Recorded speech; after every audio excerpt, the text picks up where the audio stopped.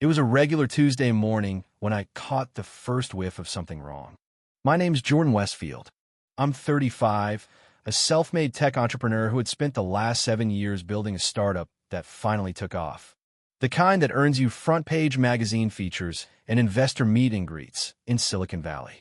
I had moved to Oak Ridge Summit, a high-end, gated suburban neighborhood known for its immaculate lawns, manicured hedges, and an HOA with more authority than common sense.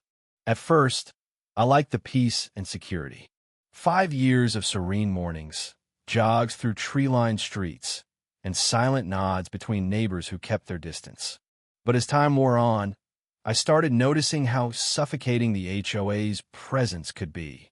They had a rule for everything: your front door color, the angle of your porch lights, even the brand of mulch you used in your flower beds.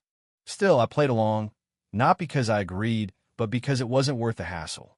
The one boundary I never let them cross was my car collection.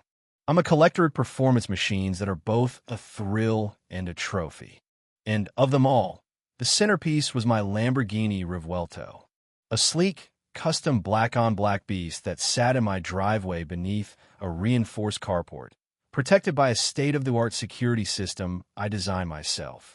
That car wasn't just a luxury, it was a milestone, a symbol of how far I'd come from coding in a basement apartment. A few weeks earlier, the HOA circulated a notice proposing a new rule: every driveway had to be restructured to include a visually compliant parking space. A ridiculous and expensive endeavor masked as aesthetic regulation. I ignored it. I had already invested more in my property's appearance than most, and my setup didn't violate any existing rule. Or so I thought. After a short business trip to Palo Alto, I flew back into town late Monday night. My flight was delayed, and I didn't get home until nearly 2 a.m. As soon as I pulled into my driveway, fatigue gave way to confusion. The carport was empty. My Lamborghini gone. I stood motionless. My heart pounded. I rushed to the security system, rewound the footage, and watched everything unfold on screen.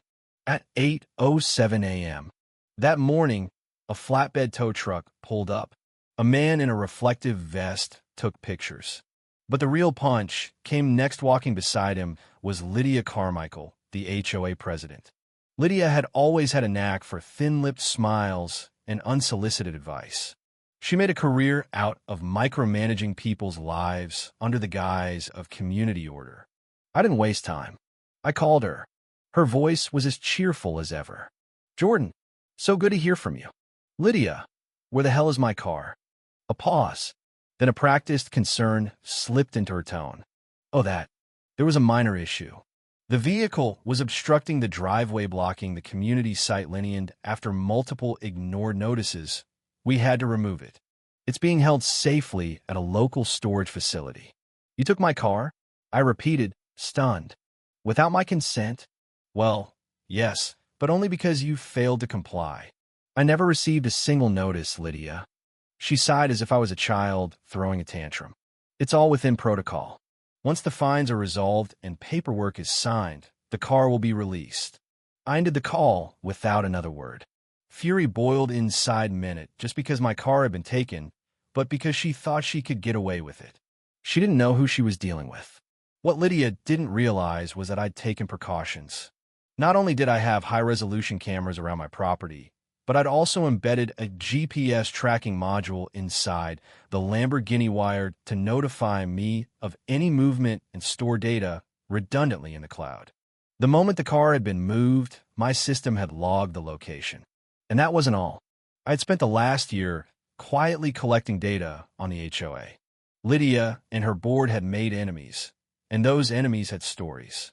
Unjust citations, unexplained fees, vendor kickbacks, all hidden under HOA confidentiality. I had the receipts.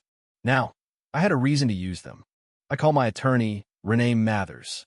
She specialized in property law and civil litigation, a powerhouse in court and a shark in mediation.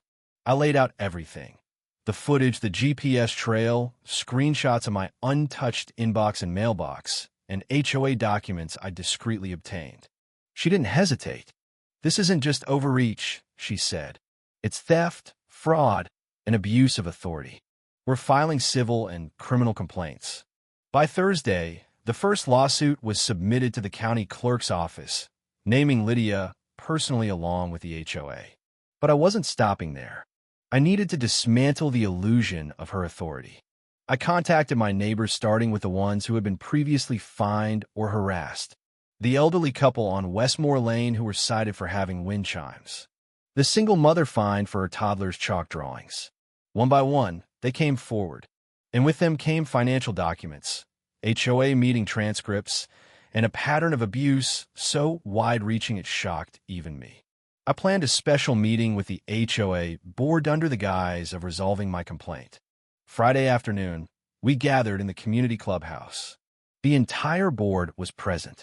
Lydia sat at the center like she ran a Fortune 500 company, smug and dismissive. I walked in carrying a folder the size of a phone book. "Jordan," she said, forced pleasantries dripping from her lips, "we hope this will clear up the misunderstanding." I placed a folder on the table and began. "Let's talk about theft, Lydia. Let's talk about violating my rights, forging complaints, and inventing fees to justify illegally removing private property." Her smile froze. "I have footage, GPS logs, and zero records of any notice you claim to have sent. But more importantly, I have this." I opened the folder and distributed copies of bank transfers, vendor contracts, and emails. "This proves you've been diverting HOA funds, falsifying board approvals, and targeting residents you personally dislike." Lydia's face drained of color. I continued. "You violated fiduciary duties, misused community funds, and used your position to enforce rules selectively. I'm demanding full compensation for the illegal seizure of my vehicle, reimbursement of unlawful HOA charges, and an immediate resignation from every board member complicit in this." The room was silent. One board member coughed nervously. "If not," I said, "this goes public. Every document, every email. I have media contacts. I have a legal team, and I have nothing to lose." Lydia tried to regain her composure. "You're bluffing." "I'm not," I said, "because your bluff just cost you everything." It was like knocking over the first domino. Board members began distancing themselves from Lydia, whispering apologies, pointing fingers. By the end of the meeting, she had no defenders left. By Monday, she was gone. Her resignation was announced in a formal email from the HOA. My car was returned without a scratch, thanks, most likely, to the pressure mounting around them. An apology letter followed, along with a full refund and a community-wide memo admitting to recent misjudgments and a new path forward. But I didn't stop there. I filed criminal charges. The police launched an investigation. It didn't take long for forensic accountants to uncover years of misuse, including suspicious payments to contractors linked to Lydia's brother-in-law and personal expenses coded as emergency landscaping. The fallout was swift. Lydia's assets were frozen pending trial. 3 board members resigned. The HOA was placed under temporary external management. My neighbors, once silent, flooded me with messages of thanks and offers to help reform the board. I had unknowingly become a symbol of resistance, someone who finally stood up to the tyrant behind the white picket fences. Weeks passed, and the neighborhood transformed. Restrictions were lifted. New leadership was voted in. Residents had a say again. One afternoon, I watched from my front porch as a moving truck backed into Lydia's old driveway. A realtor stuck a "for sale" sign into the lawn. I sipped my coffee, the sun warm on my face, my Lamborghini glinting like a trophy of justice restored. The car had been the spark, but the fire had cleansed more than just one act of arrogance. It had set the whole neighborhood free.